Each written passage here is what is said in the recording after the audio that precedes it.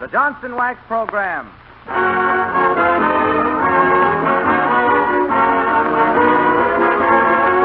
The makers of Johnson's Wax and Johnson's Self-Polishing Glow Coat present Fibber McGee and Company, with Jim Jordan as Fibber, Donald Novus, the Four Notes, and Billy Mills Orchestra. The show opens with There's a New Sun in the Sky.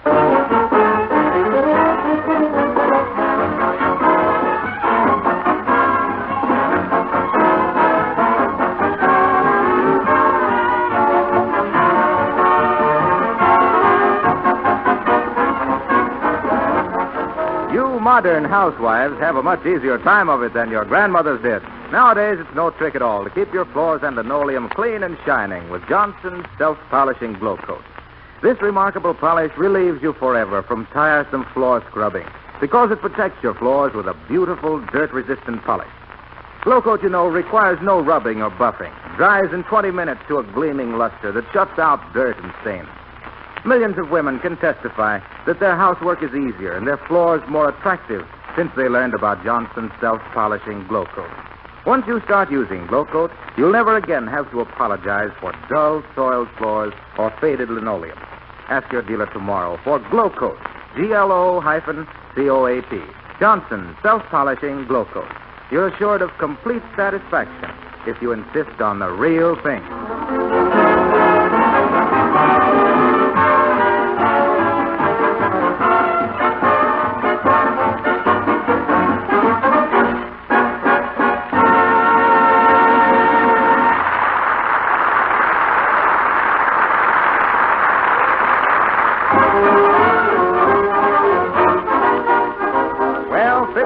Invited out into society tonight to a dinner at the Uppington Mansion among Wistful Vista's best people. However, society doesn't frighten him. After all, says he, what is the upper crust but a bunch of crumbs who stick together? So here, all dressed up in his best clothes, we find... Hey, Harpo, hold it. Hey. What's the matter, Fibber? Easy on that party announcement. I may not be able to go. Well, what happened? Why can't you go? The button just come off the collar of my shirt. You got a needle and thread? No, I'm sorry. I left my sewing basket home on the piano. Shucks, I can't go around like this with a nude neck. Well, why don't you keep your muffler on? You can wrap that around your neck sort of in the Ascot style, you know. I've seen Jack Benny wear his scarf like that. That's okay for him, but I ain't got any Fred Allen reaching for my throat. Somebody around here ought to have a needle and thread, or at least a pin. Hey, Billy. Yes? Say, I just busted the button off the collar of my shirt. I can't go around with my Adam's apple sticking out like that. Oh, is that your Adam's apple? Well, what'd you think it was? Well, I thought maybe it was a lump in your throat. You know, from reading the reviews of your personal appearances.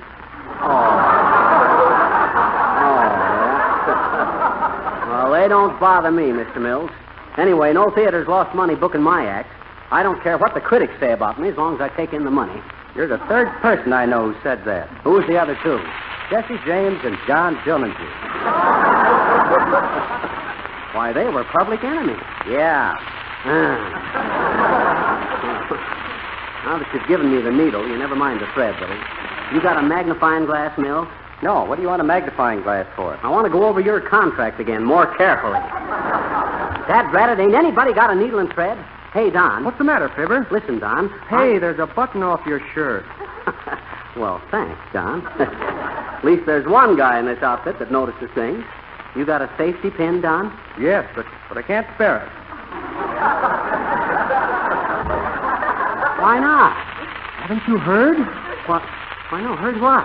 Here, let me whisper. No. When? Early this summer. So you see, we'll need all the safety pins we have. Oh, gee, that's wonderful, Don. Hadn't you better sit down, Don? Take it easy. Kind of take it easy till your next number? No, I feel all right, thanks. So that's what you and your wife were talking about when I went past your window early this morning. I seen the light in there. Ah, me, two slap-happy people by Don's early light. Oh, don't say anything about it, will you? Oh, no, Don, you can trust me. But say, you know where I can find a needle? No, I don't. I don't even know where there's a haystack. Say, Fibber, speaking of haystacks, I heard a funny one yesterday. What was that, Harpo? I heard a farmer say that he had a radio in his barn, but he had to shut it off on Tuesday night. What for? He said too much corn was bad for the livestock. Oh, is that so? Criticizing again, eh? Well, if it'll make it any easier for you guys to push me around, I'll come down next week in a wheelchair. Dad drat it, I gotta find a needle and thread somewhere. Oh, there's a smart-looking girl. Maybe she's got one. Hey, sis, excuse me, but have you got a needle and thread? No, I haven't. I'm so sorry. Oh, well, don't look so worried about it. I'll get the shirt fixed someplace. Oh, I'm not worried about that. I have other trouble. Oh, that's too bad. Anything I can do? Do you know anything about baseball? Do I? Why, I coached the House of David team for 12 years. I gave it up, though. I got tired of the Bush League. Why'd you ask, sis? Well, an old friend of my family just left me an interest in a baseball team, and I don't know anything about baseball. Oh, are you that gal? You were an actress, weren't you? I was. Oh, but I'm so anxious to learn about baseball. Yeah. I suppose you think a double play is a 6-hour show by Eugene O'Neill, huh? Tell me, do you think it would be a cute idea if my team changed costumes between each act? They call them innings in baseball, sis, not acts.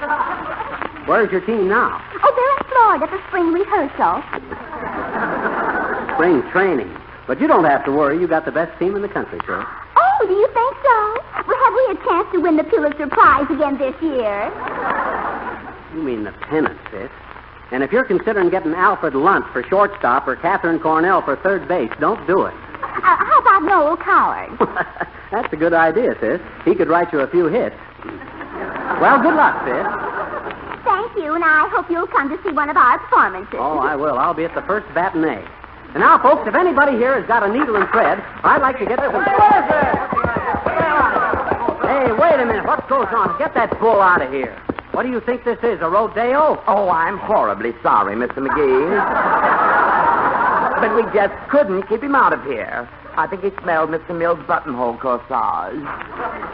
See, he's sniffing it. Get that brute away from me. Take him away. Moo! And I do mean move. Oh, a bull fiddler, huh?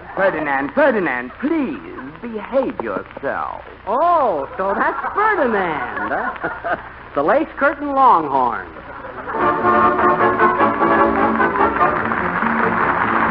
Oh, there was a bull, a magnificent bull, in a pasture near old Barcelona. He'd romp and he'd sway through the flowers all day till he smelled just like Ole Colonna. He was gentle and kind and his moo was refined. The rest of the bulls all resented. When he'd start to moo in a moment or two, he'd have all the cows discontented. Ferdinand, the bull with the delicate ego. Ferdinand, the heifers all called him amigo. Ferdinand, he'd curtsy and greet them politely. Now he knew how to tango and dance a fandango, but he never learned to fight. Toot-toot-toot-toot. Birdie, Ferdinand. He loved the aroma of flowers. Birdie, Ferdinand. He smelled them for hours and hours, and all those female hands from high up in the sand would toss a few posies politely. Each night poor Ferdy would give them the birdie, 'cause Ferdinand, yeah, Ferdinand, would never learn to fight.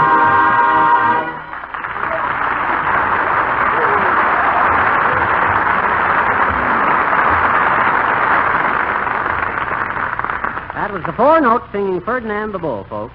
And Billy. Yeah? I want to compliment you on that prize beast music. Did you write that yourself? No, for those bull numbers, I use stock arrangements. Got your shirt fixed yet? No, I ain't. I got to get it fixed someplace. too. Hello there, Johnny. How you fixed for Valentine's? A little early to be selling Valentine's, old-timer, ain't it? Hey? I says, drop in about the 10th of the month with your Valentine's. I'll tell my secretary I'm expecting a heart attack. That's pretty good, good, Johnny, but that ain't the way I heard it. The way I heard it, one feller says to the other feller, see, he says, I see where Kaiser Wilhelm will be an octogenarian next Friday. Octogenarian, eh, says t'other feller. Well, any man as old as he is hadn't ought to eat meat anyway. He sure has been leading a quiet life, Johnny. Been in Holland 20 years, and nothing's turned up but the ends of his mustache. That old buzzard horning in here like that. Oh, still, he might be worth cultivating if we could get enough dirt on him. Hey, Harpo. Yes? You got a shirt I can borrow? I can't go around with my collar open like this all the time. What size shirt do you wear? 14. No, I didn't mean the cuff. I meant the neck. That's it, 14. I'm sorry. I wear 17 and a half. 17 and a half. Wow. That ain't a shirt. That's a step-in. What sleeve length? Which sleeve? Well, are they different? Oh, sure. My right arm is developed more than the left. Oh, is that so? Sure. You see, I use my right arm to knock on doors with. And when the lady of the house comes to the door, I say, Madam, do you know about Johnson's Glow Coat, the easy-to-use floor polish that shines as it dries? And she says, do you mean the Johnson's Glow Coat that requires no rubbing or buffing? Oh, that's wonderful. And what do you say? And I say, yes, madam, we are both talking about the same wonderful product that saves you housewives so much time and effort. And she says, to say nothing of saving up to a third on the large-sized can. Isn't that marvelous? And then? And then we smile at each other, and I go to the next door. Oh, that's swell. But what's that got to do with your one shirt sleeve being longer than the other? Well, personally, I always put it down to the long arm of coincidence. Oh, dear. Okay, Harpo, is there a men's furnishing store near here? Sure, 4 blocks south. But say, is the shirt you have on the only one you own? Now, that's a fine question to ask me with everybody listening. Of course it ain't the only shirt I own. The other one's in the laundry. Hey, that's an idea. I'll run down to the laundry and see if I can find it. Oh, Mr. McGee, now what is this I heard about you not coming to my party tonight? Just because you lost a button off your shirt? Tis true, Uppy. Tis sad, but true. Oh, but Miss McGee, you must come. Oh, really, it will do so much for you socially. Why, I've invited the cream of society. Oh, is that so? Well, watch them curdle when they see me with my shirt on. Oh, but I've even arranged for you to take Mrs. Morganwell's Sterling into dinner. No. Yes. The Mrs. Morganwell's Sterling. Well. Yes, she's very social. One of the FFVs, you know. FFVs? Yes, one of the first families of Virginia. Oh, is that so? I'm a FFP myself. FFP? Yeah, fugitive from Peoria.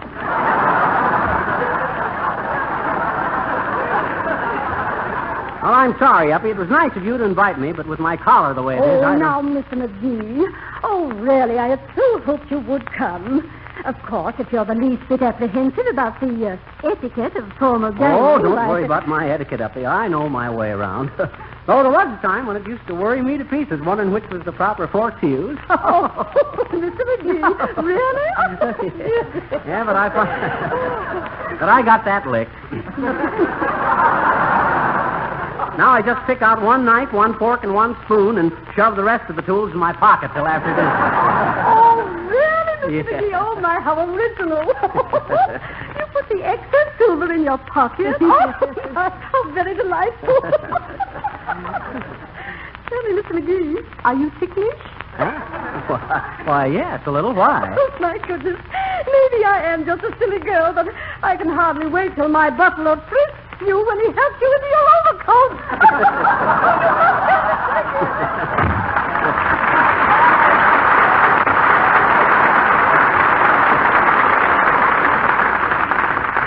Great gal, Uppy, but I'm afraid she left finishing school before she was quite finished. Now, let's see. Oh, yeah. Hey, Harpo, wait here for me. I'm going over to the laundry and get my other shirt. Uh-oh. Say, look at the old man walking by in the white gown and the long beard, carrying the big sigh. Hello, Father. Hello there, son. You get it, folks? A little symbolical device to denote the passing of time. Now we're at the laundry. Hello. Hi, Gooey Fooey. You got my shirt ready yet? I right. What's your name, please? McGee, Fibber McGee. Losing button off of this shirty. Want other shirty. Need 'em bad, you savvy? Oh, yes, it's very, very good. Mr. Needham want bad shirty. I ain't Mr. Needham, I'm Mr. McGee. And I don't want a bad shirt, I want my shirt bad. I mean good. I want my shirt. You talking too much. That's very confusing. What kind of shirt do you bring in? A nice silk shirt. I got it for Christmas. All right, you come along this way, please. Looky silk shirty department. Okay,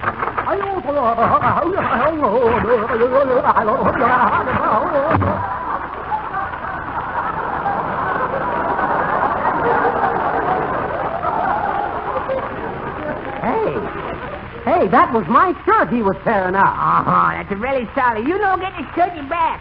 Make the silliest mistake of bring Japanese silk to Chinese laundry.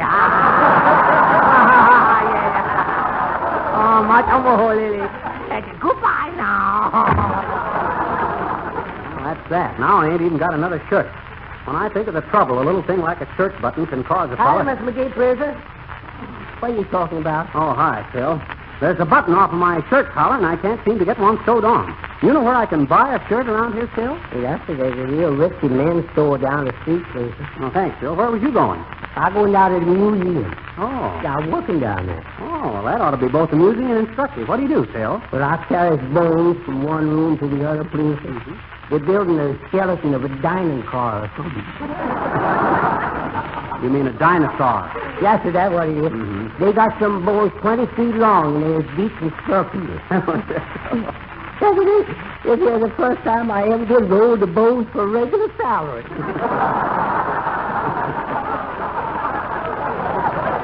Hey, what you got there, Phil? A bottle of beer? I thought you didn't drink beer. Well, this ain't for me, please, sir.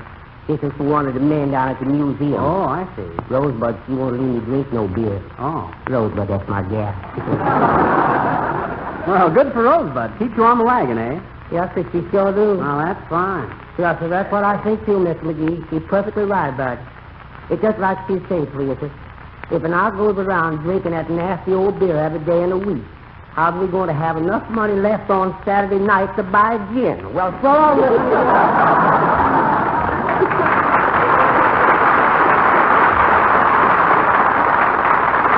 Okay, Phil, let's see. Oh, yes, the haberdasher. I hope they got a shirt that'll fit me. Oh, boy, what a store. Pretty fancy. Hey, clerk, sell me a shirt, will you? Why, certainly, sir. Something like that creation you're wearing? Oh, why not? What's the matter with it? Those holes burned in the bosom, sir. You smoke a pipe, I take it. No, Bud, I got a battleship tattooed on my chest, and every time a flag goes by, it fires a salute.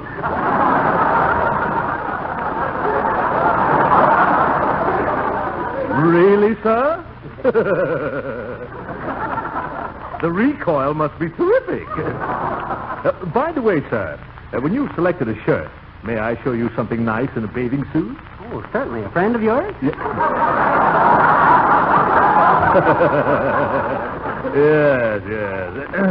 About the shirt, sir. Oh, yes. How much is this one here? Oh, that sells for $16, sir. Let's see. How much is that a piece? Let's see. 12 and a 16 goes one. Oh, no. That's not the per dozen, sir. $16 per shirt. $16 for one shirt? Oh, now, listen, Si. Ain't you got something for about 69 cents? No, sir. This $16 shirt is our cheapest. And we just carry that for the trench and trade. Sort of a novelty, you know. Yeah, it would be a novelty for me to own one of them. But I ain't going to pay no... Hey, wait a minute. Does that price include a monogram on the sleeve? If it does, I'll order a dozen. Oh, yes, sir. 3 letters or 2 letters? 3 letters, an F and an M. And the third letter, sir? That's the letter I'm going to send you in the morning, canceling the order. Good day, Bud. Imagine that, $16 for a shirt. I'd have to buy a jewel case to keep the ravelings in. All the dead red... Hello there, Fibber. Oh, hi, Don. Say, excuse me for mentioning it, Fibber. Huh? But that button is off your shirt collar again. It ain't off again, Don. It's off still, yes. Incidentally, how do you feel, Don? All right? Oh, yes. Don't worry about me. I'm all right. Well, we want you to take it easy from now on, you know. Have you got some song, Don, that don't sap your strength too much? How about thanks for everything? Okay, but just one verse and a chorus now. Don't overdo.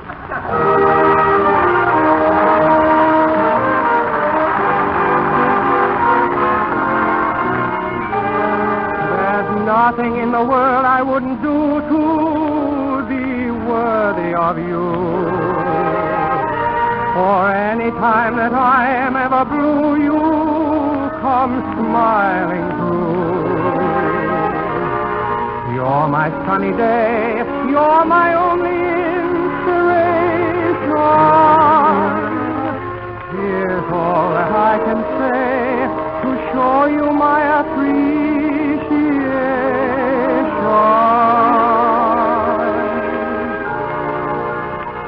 Thanks for everything, every word, every sigh, every kiss.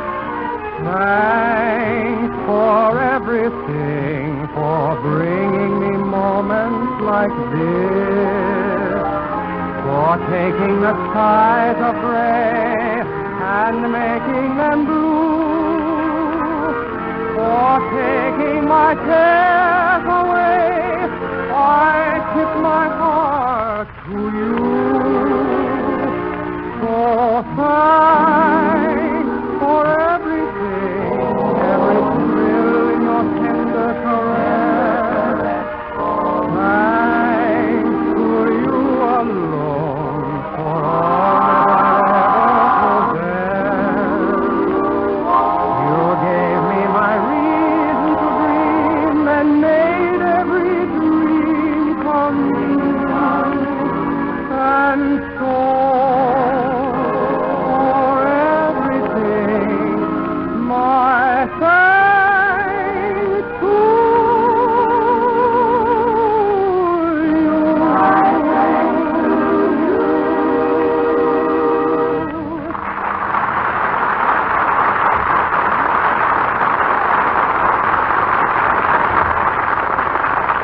That was Thanks for Everything, beautifully sung by Donald Novus, with what I consider more than adequate accompaniment by Billy Mills Orchestra.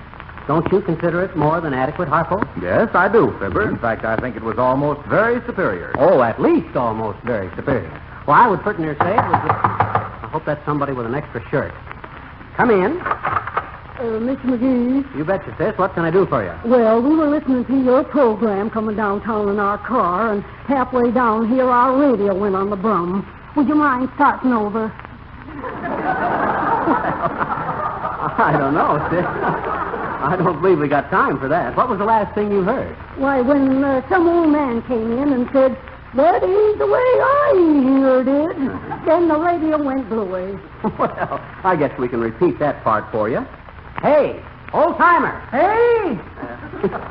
You mind repeating that wheeze of yours for a lady? You know, the one about the Kaiser? Never repeat 'em, Johnny.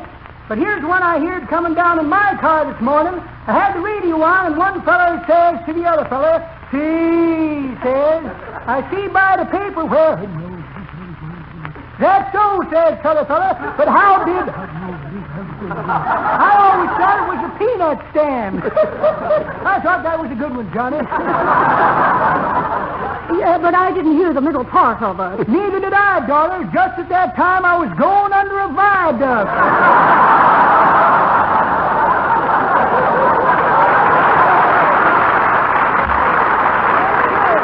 But you should have heard him laughing. Well, for goodness sake. Oh, that's a fine way to antagonize our customers. You might at least... Phew. Say, Fibber, you're catching cold. You've got to get a button on that shirt, or else wear a scarf. No, sir, I know what I'm going to do. Might be a little radical, but I'm tired of trying to get a button on this shirt. What are you going to do? Well, you'll find out. You get Billy and Don Novus and Mrs. Uppington and Tilly Watson. Well, hello there, Peter. What is this gossip I'm hearing about you losing a shirt off your top button? Yeah, that's right, Nick. How'd you hear about it? Oh, I overlistened to a couple of people discussing it downtown while I was in the courthouse. In the courthouse? What you doing there in the courthouse, Nick? I'm a wet nurse, Peter. What? A wet nurse. I'm a wet nurse in little legal controversy. A witness. A witness. Oh, you mean a witness? Sure, a wet nurse. A friend of mine, Andreas Gregorius, is getting a kick in the bleachers of promise by a cupid who is having a broken heart for $50,000. For $50,000, they can break my heart into a jigsaw puzzle, I'm thinking. Me too, but your pal was probably indiscreet. That is the situation in a nutcase, Fizzer. Of course, my friend Andreas can afford to make a sediment out of cork. But what is burning him up is all the fleas. Fleas? Sure, cart fleas, attorney's fleas. That's fees, Nick. There's no L in it. Is that so? Well, from what I'm sitting on the stand as a wet nurse, there was being plenty of L in it, I'm thinking. I'm being very glad I'm a happily married man, so I'm not being prosecuted by a cute kid from a chorus who is only knowing 2 notes of music, me and do.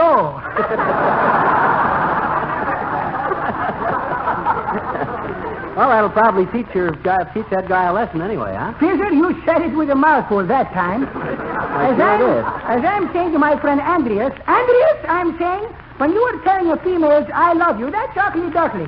But the minute the man is writing your same thing in a letter, the mail is in the bag. So long.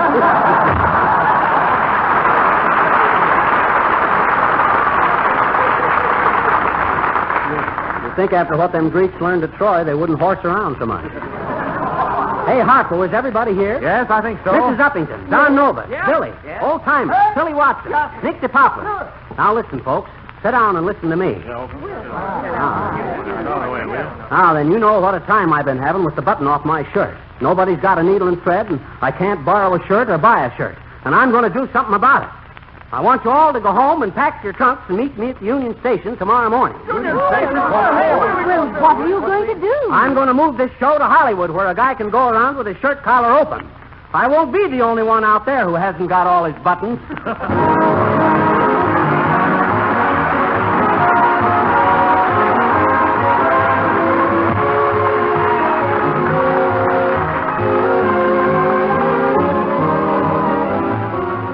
Back in just a moment.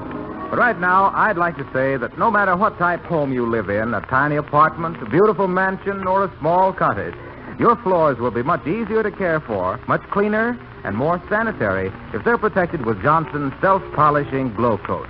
Dust and dirt simply can't stick to the beautiful polished surface. Spilled food can be quickly wiped away.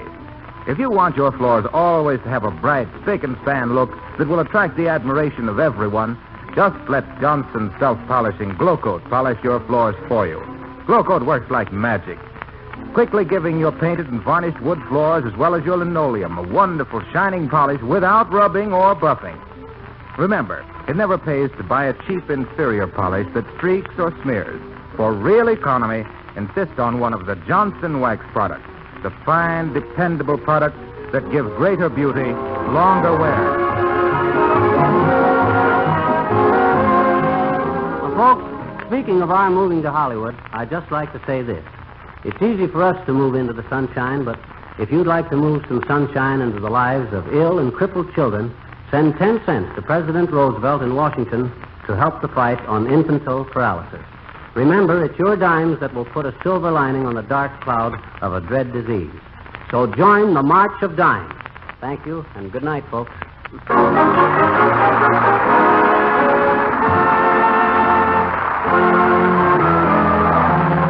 This is Harlow Wilcox speaking for the makers of Johnson's Wax and Johnson's Self-Polishing Glow Coat, Racine, Wisconsin, inviting you all to be with us again next Tuesday night. Good night.